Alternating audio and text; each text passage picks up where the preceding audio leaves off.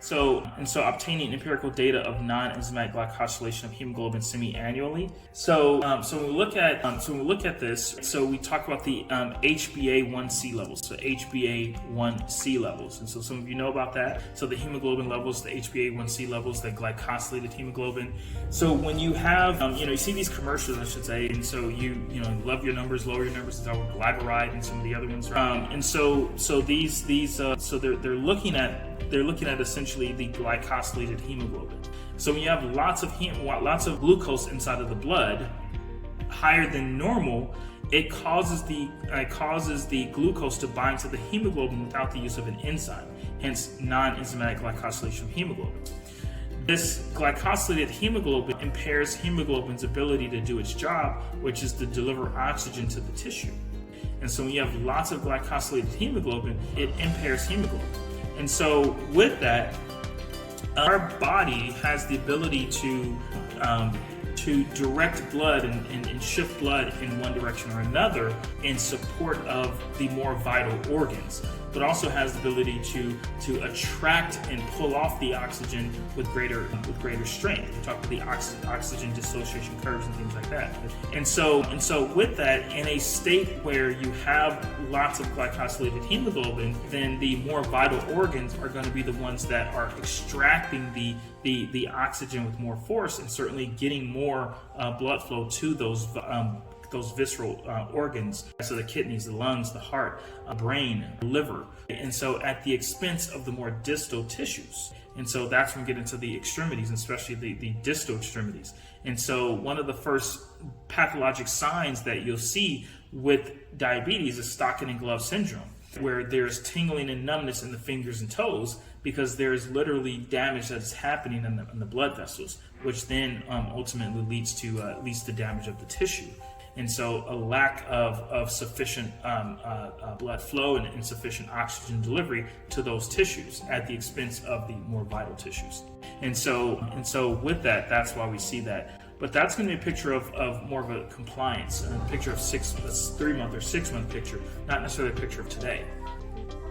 All right, so good. And so assessing glucose and protein production in the urine on today's office visit, certainly a picture of today, but do we assess the glucose in the urine as a means of understanding the person's blood glucose levels today for now?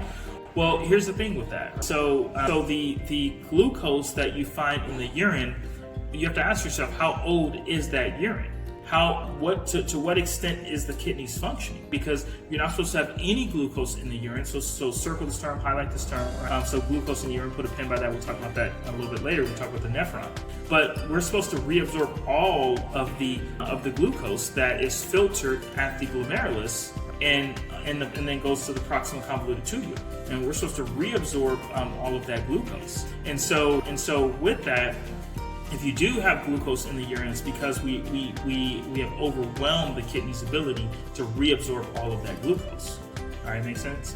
And so with that, it should be absorbed at the proximal convoluted tubule and not end up in the urine. But likewise, protein. So proteins, we shouldn't have too many proteins in the urine either.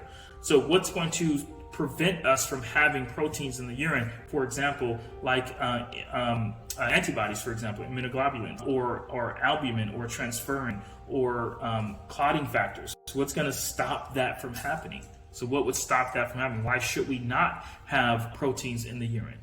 So large proteins like that in the urine, even platelets, for example. So why should we not have proteins in the urine? What's going to stop that from happening? Susmita? So why should we not have proteins in the urine? Good. All right, go ahead and turn on your cameras. Everyone, cameras are required for the session. So why should we not have proteins in the urine?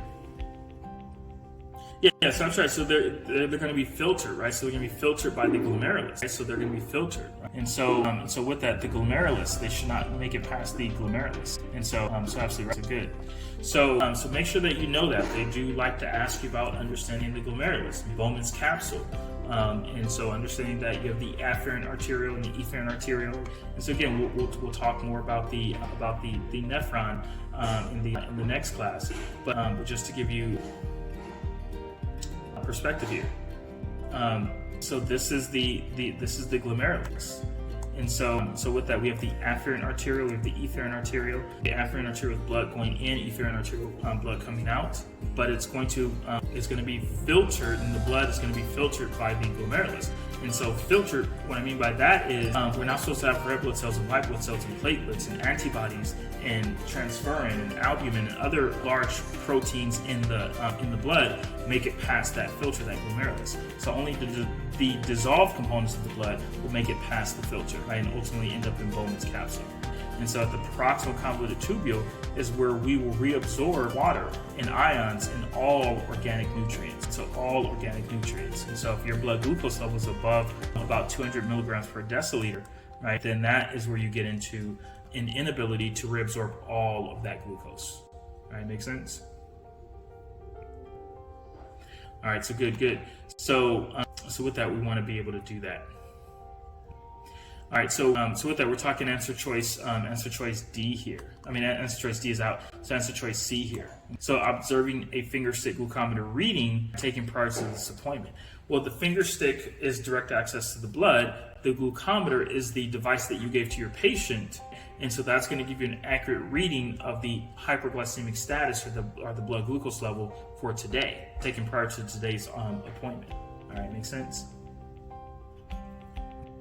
All right, so good.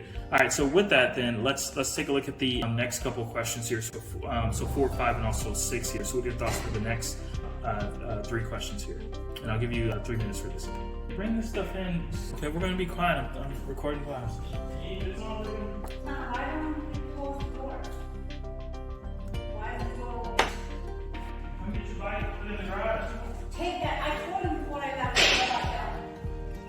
We have a scooter. Everything's all in the street. They came in, got the cake, they ate all the cake, sat down, and just Put it on one side and don't take it out every time. All right, so good. So let's take a look at this question here. So when we talk about just life, just anything that exists, right? And so whether it be us or animals or inanimate objects, house, car, and so there is a constant flux. There's a constant flux of change. Things are always changing. So if you let a house sit over time because it's been acted upon by the elements in the atmosphere, the weather, it will deteriorate. So you have to make sure that you're repainting it or fixing this or fixing that. So everything is always in a constant flux of change. And so with that, how is it that you have minor fluctuations in the Earth's temperature during this period of thousands of years? There is always this change. There's a change in the temperature, there's a change in your blood pressure, there's a change in your thyroid levels, your calcium levels, your parathyroid levels. And so why is it that we have a why is it that we have a normal parathyroid gland level, or calcium level, or potassium level, or magnesium level? Well, that's because there's always an input and an output. And so essentially with the input and also the output, we then establish an equilibrium. So that's a very, very core concept in science. So there's been an equilibrium established between the input, which is the absorption of the radiant energy from the sun, but also the output, which is the emission of energy from all of the animals and all of the living organisms on the planet. And so with that, the plants are giving off heat and energy. We humans are giving off heat and energy. Other animals are giving off heat and energy. And so it's the combination of what we absorb, but also what we emit, that then ultimately leads to the maintenance of the temperatures, the minor fluctuations in the Earth's temperature. All right, so good. So it's not that there's a sun constant. The sun's constant radiant energy provides sustained heat to the Earth. If that were the case, then we should just heat up and heat up and heat up and heat up. And I don't mean like global warming. I'm talking about it should be 1,000 degrees already, right? If we're just taking energy from the sun and adding it to the Earth. And so it would not be answer choice D here. So we have the law of conservation of energy, which states that energy can either be created or destroyed, just transferred from one form to another. And so if we are just getting energy from the sun, then we should be heating up and heating up and heating up as that transfer is happening.